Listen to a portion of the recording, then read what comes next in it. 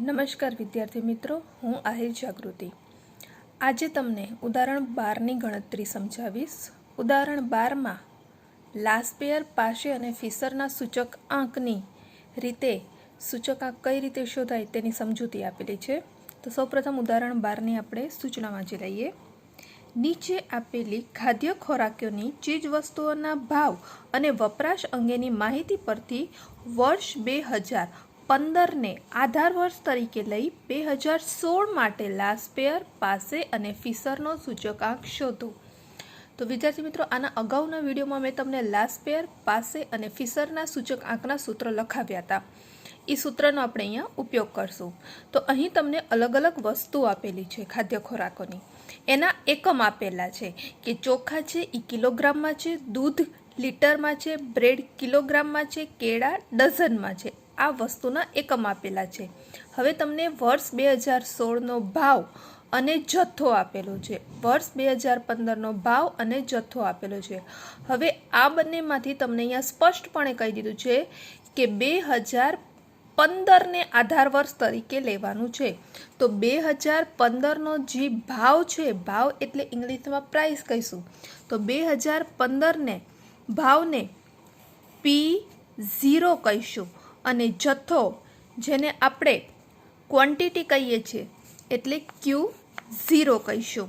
એવી જ રીતે શું કામ જીરો, શું કામ? કારણ કે આપણને 2015ને આધાર વર્ષ તરીકે લેવાનું હતું, તેથી 2015ના ભાવ P0 અને 2015ના જથ્થો Q0 થશે।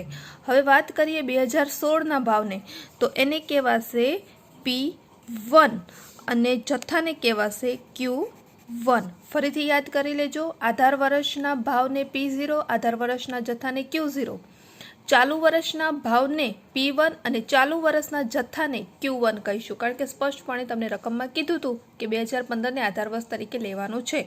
તો અહીં તમને રકમ આપેલી છે, ત્યારબાદ અહીં મેં રકમ ઉતારી લીધી છે। તો P0, Q0, P1, Q1, P0 અને Q0 એ તમારે 2015નો ભાવ અને જથ્થો છે, P1 અને Q1 એ તમારો 2016નો ભાવ અને જથ્થો છે। એવી જ રીતે પહેલાં તમે આ જે લાઈન છે એ તમે આડી અવળી લખી શકો છો, પણ યાદ રાખવાનું P0 કોને કહેવાય છે, Q0 કોને કહેવાય છે, P1 કોને કહેવાય છે, Q1 કોને કહેવાય છે। તમે લાઈન આડી અવળી લખશો એમાં વાંધો નથી। હવે સૌપ્રથમ આપણે લાસ્પેયરનો સૂચકાંક જોઈએ તો એનું સંકેત હતું IL, એનું સૂત્ર હતું સિગ્મા P1 Q0 છેદમાં P0 Q0 ગુણ્યા 100। તમારે સૂત્ર યાદ રાખવાની સિમ્પલ રીત છે, ધારો કે આપણે લાસ્પેયરનું સૂચકાંક શોધવું છે, તો IL બરાબર આપણું જે સૂત્ર હતું P1 છેદમાં P0 એ તો આવશે જ, પરંતુ લાસ્પેયરમાં આધાર વર્ષનો જથ્થો મહત્વનો છે, એટલે Q0 બંનેમાં નીચે આવશે, આગળ સિગ્મા લગાવી નાખવાનું અને ગુણ્યા 100 કરી નાખવાનું। આ સૂત્ર યાદ રાખવાની ટ્રીક। એવી જ રીતે IPમાં જોઈએ તો આપણા સૂત્ર પ્રમાણે P1 છેદમાં P0 તો આવશે જ, પણ IP એટલે કે પાસેના સૂચકાંકમાં ચાલુ વર્ષનો જથ્થો ઘણો મહત્વનો છે, એટલે Q1 છેદમાં રાખી દઈશું, આગળ સિગ્મા લગાવી નાખશું અને ગુણ્યા 100। આ તમારી સૂત્ર યાદ રાખવાની ટ્રીક।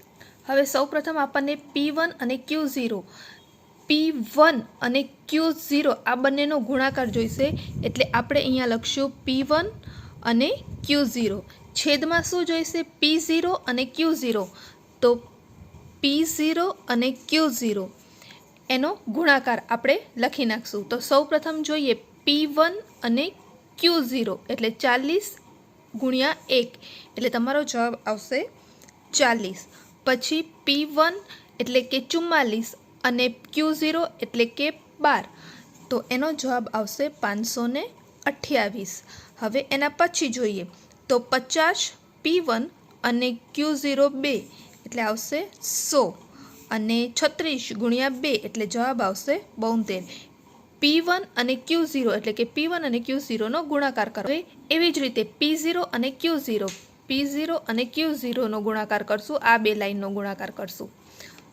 તો સૌપ્રથમ 39 ગુણ્યા 1 એટલે તમારો જવાબ આવશે 39, 40 ગુણ્યા 12 એટલે જવાબ આવશે 480, 45 ગુણ્યા 2 એટલે જવાબ આવશે 90 અને 30 ગુણ્યા 2 એટલે જવાબ આવશે તમારો 60।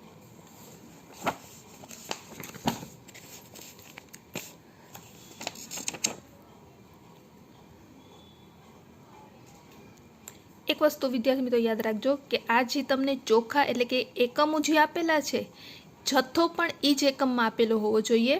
અહીં ચોખા કિલોગ્રામમાં આપેલા છે, જથ્થો પણ કિલોગ્રામમાં જ આપેલો હોવો જોઈએ। લીટર દૂધમાં આપેલું, દૂધ લીટરમાં આપેલું છે તો જથ્થો પણ એનો લીટરમાં હોવો જોઈએ। હવે આપણે P1 અને Q1 Q0નો આપણે આ બંનેની લાઇનનો આપણે સરવાળો કરીએ તો P1 Q0નો સરવાળો આવશે 740 અને P0 અને Q0નો સરવાળો આવશે 669। તો આપણે અહીંયા સિગ્મા એટલે કે સરવાળો P1 અને Q0નો સરવાળો આવ્યો તો 740 અને P0 અને Q0નો સરવાળો આવ્યો તો 669 ગુણ્યા 100 એટલે આપણો જવાબ આવશે 110.61। એટલે કે લાસ્ટ પેયરના સૂચકાંકની આપણે ગણતરી કરીએ તો જવાબ આવશે 110.61। ત્યારબાદ આપણે ગણતરી જોઈએ પાસેના સૂચકાંકની, જેને સંકેતમાં IP કહીશું। તેનું સૂત્ર છે સિગ્મા P1 Q1 છેદમાં સિગ્મા P0 Q1 ગુણ્યા 100। તો સૌપ્રથમ આપણને P1 અને Q1ની લાઇનનો ગુણાકાર જોઈશે। તો અહીં મેં લખ્યું છે P1 અને Q1 એટલે કે P1 અને Q1 આ બંને લાઇનનો આપણે ગુણાકાર કરશું તો 40 ગુણ્યા 1.5 એટલે તમારો જવાબ આવશે 60। 44 ગુણ્યા 10 એટલે તમારો જવાબ આવશે 440। 50 ગુણ્યા 1.5 એટલે તમારો જવાબ આવશે 75। 2 ગુણ્યા 36 એટલે તમારો જવાબ આવશે 54। ત્યારબાદ છેદમાં આપણને જોઈશે P0 Q1 તો P0 Q1 એટલે કે P0 અને છેલ્લી લાઈન Q1 એટલે 39 ગુણ્યા 1.5 એટલે જવાબ આવશે 58.5। 40 ગુણ્યા 10 એટલે જવાબ આવશે 400। 45 ગુણ્યા 1.5 એટલે જવાબ આવશે 67.5। 30 ગુણ્યા 1.5 એટલે જવાબ આવશે 45। હવે આ બંને લાઇનનો આપણે સરવાળો કરી નાખશું, કારણ કે આપણને સિગ્મા જોઈએ છે, સિગ્મા એટલે સરવાળો।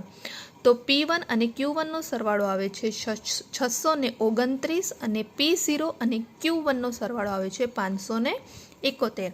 તો સૌપ્રથમ આપણે ઉપર મૂકવાનું છે P1 અને Q1 તો P1 Q1નો સરવાળો 629, છેદમાં મૂકવાનું છે P0 અને Q1 તો P0 Q1નો સરવાળો આવ્યો 571 ગુણ્યા 100। હવે આનો જવાબ આવ્યો આપણો 110.16। 110.16 એનો મતલબ એમ કે પાસેના સૂચકાંકની રીતે આપણે શોધવા જઈએ તો 110.16 જવાબ આવ્યો। ત્યારબાદ આપણે જોઈએ ફિશરનો સૂચકાંક, ત્રીજું હતું ફિશરનો સૂચકાંક, જેને સંકેતમાં IF કહીશું। તેનું સૂત્ર હતું વર્ગમૂળમાં IL ગુણ્યા IP। IL એટલે લાસ્ટ પિયરનો સૂચકાંક, IP એટલે કે પાસેનો સૂચકાંક, બંનેના સૂચકાંકનો ગુણાકાર કરશું, ત્યારબાદ વર્ગમૂળ કાઢશું। તો આપણે અગાઉ જોયું હતું IL એટલે કે લાસ્ટ પિયરના સૂચકાંક 110.61 એટલે અહીં આપણે લખશું 110.61 ગુણ્યા IP। IP એટલે પાસેના સૂચકાંક, જેનો જવાબ આવ્યો તો 110.16 એટલે આપણે લખશું 110.16। હવે એનું આપણે વર્ગમૂળ કાઢશું। તો સૌપ્રથમ બંનેનો ગુણાકાર કરી અને વર્ગમૂળ કાઢીએ તો જવાબ આવે છે 110.38। એનો મતલબ એમ કે તમારા ફિશરની રીતે સૂચકાંક શોધશો તો જવાબ આવશે 110.38। હવે આપણે દર વર્ષ બધા સૂચકાંકનું આપણે ગણતરી જોઈએ કે કોનામાં કેટલા ટકા વધારો થયો છે। તો ફિશરના સૂચકાંકમાં 110.38 આપણે વધારો ઘટાડો જોવો હોય તો 100માંથી દરેક સૂચકાંક બાદ કરી નાખવાના। તો આનો જવાબ આવશે 10.38% જેટલો વધારો થયો છે। તો આપણે કહી શકીએ કે આધાર વર્ષ 2015ના સાપેક્ષમાં વર્ષ 2016ના વર્ષમાં કુલ ખર્ચમાં 10.38% જેટલો ભાવ વધારો થયો છે।